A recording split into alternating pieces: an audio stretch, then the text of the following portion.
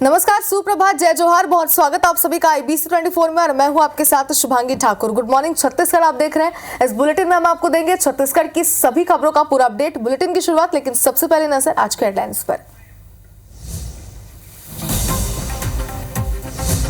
छत्तीसगढ़ के सीएम विष्णुदेव साय का आज दिल्ली दौरा। दोनों डिप्टी सीएम और वित्त मंत्री भी जाएंगे दिल्ली, केंद्रीय मंत्रियों से करेंगे मुलाकात।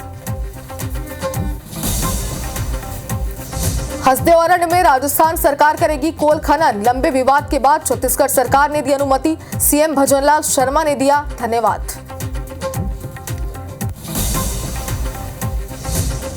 छत्तीसगढ़ में गौ तस्करी करने पर अब 7 साल की सजा, 50,000 तक जुर्माने का प्रावधान। जिला स्तर पर नियुक्त होंगे नोडल अधिकारी। डिप्टी सीएम विजय शर्मा ने दी जानकारी। बिलासपुर धान खरीदी केंद्र में गड़बड़ी पर एक्शन। प्रभारी और ऑपरेटर पर एफआईआर के निर्देश। 1 करोड़ 53 लाख का हुआ था घोटाला। रायपुर में निगम की पानी टंकी का वाल्व फटा, पानी से तरबतर हुआ शहर। वाल्व बनाने बहाना पड़ेगा 30 लाख लीटर पेयजल। आज वाटर सप्लाई हो सकता है प्रभावित। रायपुर में तलवार से केक काटने का वीडियो वायरल। अवैध हथियार के साथ घूमने का वीडियो भी किया पोस्ट।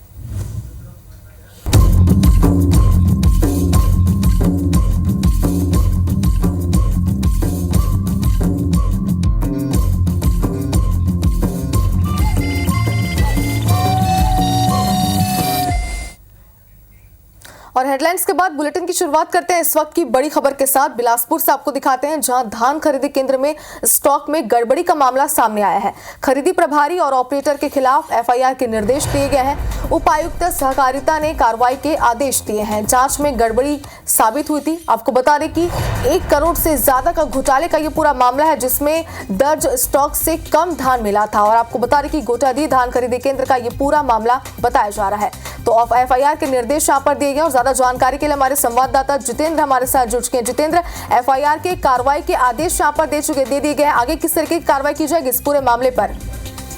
बिल्कुल, देखिए, मस्तूरी ब्लॉक के गोटादी धान खरीदी केंद्र का ये पूरा मामला है। खरीफ विपणन वर्ष 2023-24 में जो है धान खरीदी की गई थी और इस दौरान लगभग 62,560 क्विंटल धान जो है वो यहाँ पर खरीदी किया गया था। लेकिन इसके जब भौतिक सत्यापन की गई, जिसमें 4,950 क्विंटल जो धान है वो यहाँ पर कम मिला है, जिसके बाद इसके जांच के निर्देश दिए गए थे। संयुक्त जांच कमेटी इसके लिए बनाई गई थी और संयुक्त जांच कमेटी के जांच में जो गड़बड़ी है वो यहाँ पर साबित हुई है, जिसके बाद धान खरीदी केंद्र के प्रभारी और ऑपरेटर के खिलाफ यहाँ पर एफआईआर करने के निर्देश जो है दिए गए हैं। कलेक्टर के निर्देश पर यहाँ पर उपायुक्त सहकारिता ने ये निर्देश दिया है कि इस पे तत्काल एफआईआर कराई जाए और इसकी सूचना जो है विभाग को प्रेषित की जाए। तो एक बड़ी गड़बड़ी है और जिस तरह से 4,905 क्विंटल जो धान यहाँ पर गड़बड़ी की गई है उसकी कीमत लगभग 1 करोड़ 53 लाख रुपए बताई जा रही है। मतलब एक बड़ी गड़बड़ी यहाँ पर की गई है, जिसमें धान की यहाँ पर हेराफेरी हुई है। लिहाजा यहाँ पर प्रारंभिक जांच के बाद जिस तरह से यहाँ पर गड़बड़ी साबित हुए है, उसके बाद धान खरीदी केंद्र के जो प्रभारी हैं उनके खिलाफ एफआईआर के निर्देश दिए गए हैं। जो उनके खिलाफ यहाँ पर एफआईआर करने के लिए कहा गया है। चलिए जितेंद्र, तो एफआईआर की बात यहाँ पर की गई है, बड़ा घोटाला है और कार्रवाई की बात भी कही। आगे अपडेट आपसे लेंगे, खबर पर नजर बनाए रखिएगा। बहुत बहुत शुक्रिया तमाम जानकारी के लिए। और चलिए अब बात करते हैं छत्तीसगढ़ के दिग्गजों के दिल्ली के दौरे की। तो सीएम विष्णुदेव साय समेत 3 मंत्री हैं जो कि दिल्ली के दौरे पर रहेंगे। आज सुबह 9 बजे सीएम साय और विजय शर्मा दिल्ली के लिए रवाना हो जाएंगे। वित्त मंत्री ओपी चौधरी भी दिल्ली जाएंगे और रात में डिप्टी सीएम अरुण साव भी दिल्ली के लिए रवाना हो जाएंगे। आपको बता दें कि सीएम साय और तीनों मंत्री दिल्ली में रात्रि विश्राम करेंगे। केंद्रीय मंत्रियों और संगठन के नेताओं से मुलाकात करेंगे। तो उनकी मुलाकात बेहद खास है, क्योंकि कई सारे ऐसे मुख्य विषय प्रदेश को लेकर जिनको लेकर ये केंद्रीय मंत्रियों से चर्चा करेंगे और जाहिर सी बात है कि प्रदेश के लिए बड़े निर्णय आगे हो सकते हैं।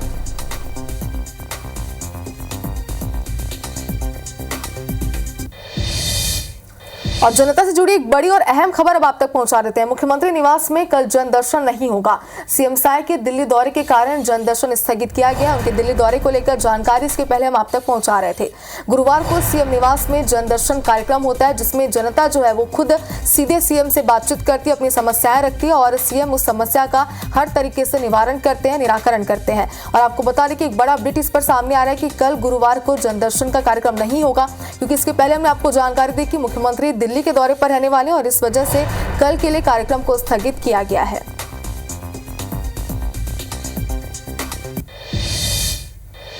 और 19 जुलाई को साय कैबिनेट की अहम बैठक होने जा रही है। मॉनसून सत्र की तैयारियों पर इस बैठक में चर्चा होगी। 19 जुलाई को बीजेपी विधायक दल की बैठक होगी। सत्र में सत्ता पक्ष की रणनीति पर चर्चा होगी।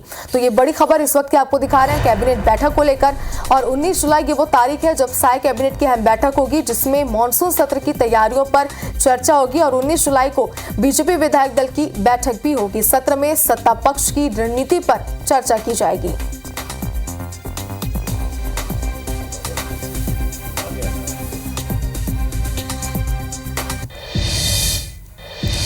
और हसदेव अरण्य में कोल ब्लॉक को लेकर छत्तीसगढ़ राजस्थान सरकार के बीच लंबे समय से विवाद सुलझ गया है। छत्तीसगढ़ की सरकार ने राजस्थान के विद्युत ग्रहों के लिए कोयले की आपूर्ति के लिए हसदेव अरण्य कोलफील्ड में संचालित परसा ईस्ट और कांता बासन कोल ब्लॉक की 91 हेक्टेयर वन भूमि का उपयोग करने की अनुमति दे दी है। इस पर राजस्थान के मुख्यमंत्री भजनलाल शर्मा ने छत्तीसगढ़ के मुख्यमंत्री विष्णुदेव साय को धन्यवाद दिया है। इतना ही नहीं, उन्होंने अपने एक्स पोस्ट में लिखा कि मुख्यमंत्री विष्णुदेव साय से अनुरोध करते उक्त भूमि को RVUN को हस्तांतरित करने की व्यवस्था सुनिश्चित करें। राजस्थान के सीएम भजनलाल शर्मा ने कहा कि केंटे एक्सटेंशन कोयला खंड की पर्यावरण स्वीकृति हेतु आवश्यक जन सुनवाई और वन विभाग की अनुमति का पंजीकरण छत्तीसगढ़ शासन से अविलंब करवाने की व्यवस्था सुनिश्चित करने का भी अनुरोध किया है। और चलिए इस खबर पर ज्यादा जानकारी के लिए हमारे संवाददाता सौरभ सिंह परिहार हमारे साथ लाइव जुड़ चुके हैं। सौरभ, एक लंबा विवाद था जो कि अब सुलझ गया है, क्या निर्णय लिया गया है, क्या हल निकाला गया, इसे विस्तार से समझाइए।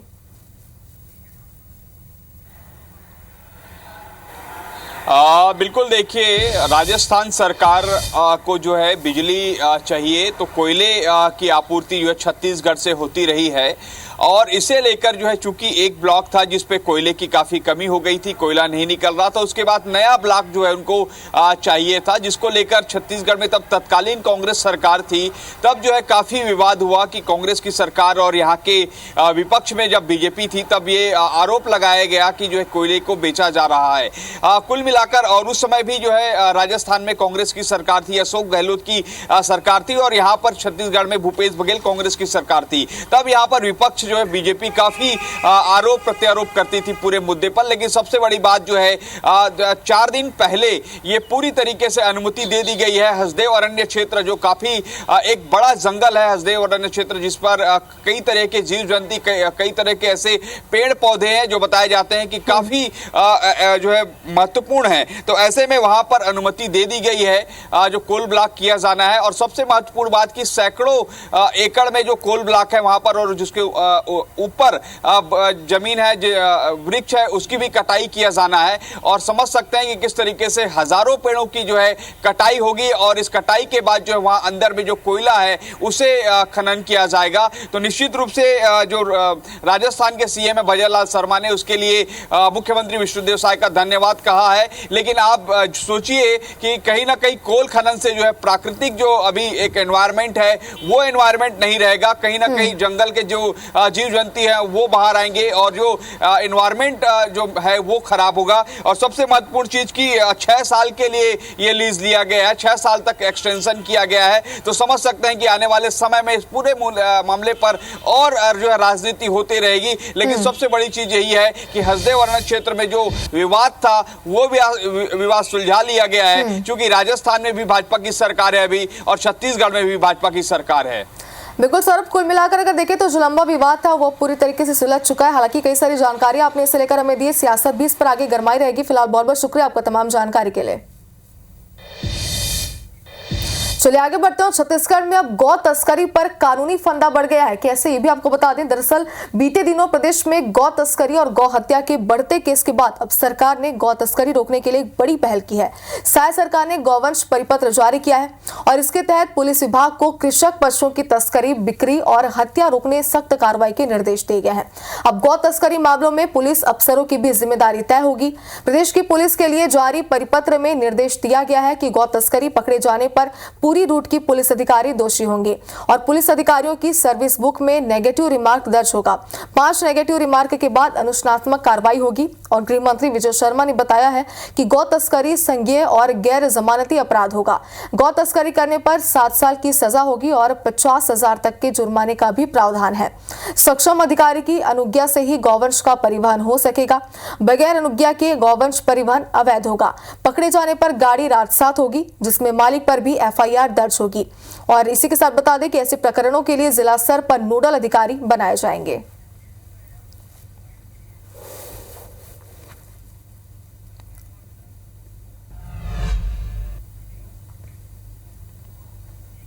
विशेष रूप से गौवंश के अवैध परिवहन, इसमें 7 साल की सजा और 50,000 रुपये तक का जुर्माना ये निर्धारित हुआ है। जो दूसरा ये है कि बर्डन ऑफ प्रूफ ये अभियुक्त के ऊपर होगा।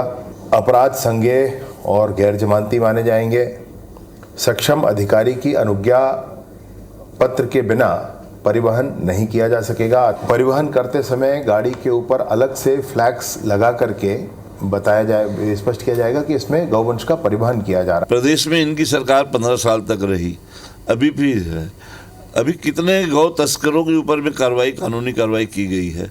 कानून बना देना, कानून तो पहले भी है, लेकिन उसका कड़ाई से पालन करना चाहिए। कानून और प्रावधान तो पहले से ही है, सारे नियम बने हुए हैं। और मुख्यमंत्री निवास कार्यालय रायपुर में मंगलवार को भारतीय उद्योग परिसंघ की नई औद्योगिक नीति 2024-29 के लिए दिए गए सुझावों पर चर्चा हुई है।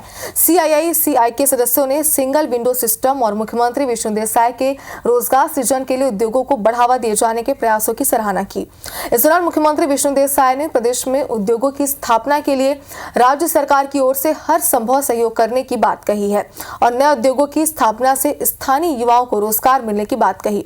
तो वहीं CII ने कि नई औद्योगिक नीति से संबंधित सुझावों को नई औद्योगिक नीति में शामिल करने की बात कही गई है।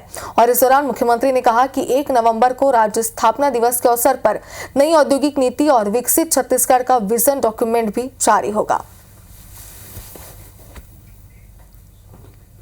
छत्तीसगढ़ में उद्योग की भी बहुत संभावना है कि यहाँ पर लोहयस्क है, कोयला है और भी है।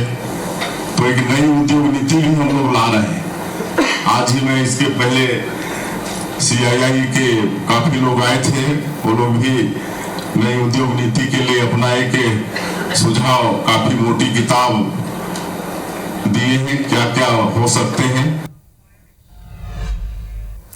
और जांजगीर चांपा के पामगढ़ क्षेत्र के कोसिर गांव में डायरिया फैल गया और 24 मरीज मिले हैं। इसमें 20 मरीजों को पामगढ़ के CHC में भर्ती कराया गया है और दूसरे मरीजों का इलाज गांव में कैंप लगाकर किया जा रहा है। स्वास्थ्य अमला ने गांव पहुंचकर प्रभावित लोगों का इलाज किया है। गांव में जिस तरीके से डायरिया फैला है, उससे मरीजों की संख्या बढ़ने की भी संभावना है। दरअसल बारिश का मौसम आने के बाद जिले के कई गाँव में डायरिया फैलने की शिकायत मिल रही है। बलौदा ब्लॉक के करमंदा गाँव के बाद अब पामगढ़ के कोसिर गाँव में डायरिया फैल गया है। यहां PHU विभाग ने पानी का सैंपल नहीं लिया है। बीमारियों में डायरिया भी सारे जगह लगभग देखे जा रहे हैं। ग्राम कोसिर ब्लॉक पामगढ़ में आज के डेट में 24 केसेस नए डायरिया के मिले हुए हैं, जिनका 20 लोगों का इलाज CHC पामगढ़ में किया जा रहा है और चार का इलाज वहीं पर कैंप लगा के किया जा रहा है। हमारे स्वास्थ्य कर्मियों द्वारा वहां पर निरंतर कैंप लगा के उन लोगों को उपचार किया जा रहा है, साथ ही साथ सर्वे किया जा रहा है और स्क्रीनिंग किया जा रहा है। इधर रायगढ़ के चिटकाकानी गांव से रविवार की देर रात से लापता हुई 56 वर्षीय महिला गुलाबी बाई के बारे में पुलिस अब तक कोई सुराग हासिल नहीं कर पाई है। पुलिस ने घटनास्थल से महिला की चप्पल, पहने हुए कपड़े और चश्मा बरामद किया है। वहीं जांच के लिए आई एफएसएल की टीम ने भी चीता के पास से हड्डियों के सैंपल जब्त किए हैं। हालांकि पुलिस अब तक ये नहीं बता पा रही है कि हड्डियां एक व्यक्ति की है या फिर दो की। पुलिस ने अवशेषों को डीएनए टेस्ट के लिए भेज दिया है। इस संबंध में हमारे द्वारा गुम इंसान कायम किया गया है और ये पूरे मामले की जांच पड़ताल की जा रही है। फॉरेंसिक टीम, मेडिकल टीम की मदद भी ली जा रही है। मामला सामने आ रहा है, वो हर पहलू से उस मामले की जांच की जा रही है। अजंता बनपुर में सरकारी जमीन पर कब्जा कर उसे बेचने का मामला सामने आया है। दरअसल यहाँ के कॉलोनी मालिकों पर आरोप है कि सिंचाई विभाग के अंतर्गत आने वाली नहर की जमीन पर अवैध कब्जा कर लिया गया है। साथ ही उस पर प्लॉटिंग कर बेचने के लिए जमीन की रजिस्ट्री भी करा ली है। जब सिंचाई विभाग को इस बारे में जानकारी लगी तो विभाग ने मालिकों को नोटिस जारी कर जवाब मांगा, लेकिन 5 बार नोटिस देने के बाद भी भूमाफियाओं पर कोई असर नहीं हुआ है। वहीं इस मामले को लेकर अभनपुर एसडीएम ने कहा कि जरूरत पड़ने पर बल प्रयोग कर अतिक्रमण हटाया जाएगा। उधर का अपना जो घास जमीन है पूरा, उधर ना प्लाटिंग, जो छोटे प्लाटिंग किया गया है पूरा घास जमीन में किया गया है। पूरा घास जमीन को अंडर करके ना प्लाटिंग करके बेचा जा रहा है। यहाँ पर इरिगेशन के माध्यम से नोटिस दिया गया है और इसमें इरिगेशन के द्वारा हमको लगातार कॉरेस्पॉन्डेंस किया जा रहा है। जरूरत पड़ेगी तो आवश्यक बल लगा के अतिक्रमण हटाया जाएगा।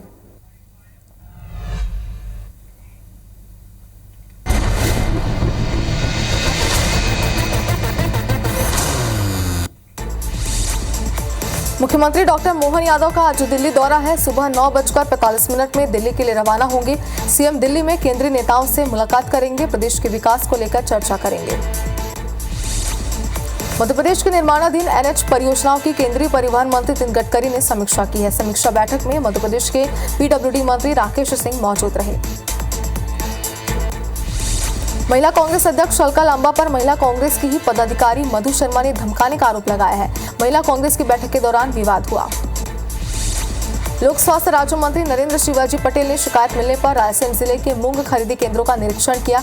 इस दौरान उन्होंने अनियमितता बरतने पर 4 समिति प्रबंधकों के खिलाफ एफआईआर के निर्देश दिए हैं।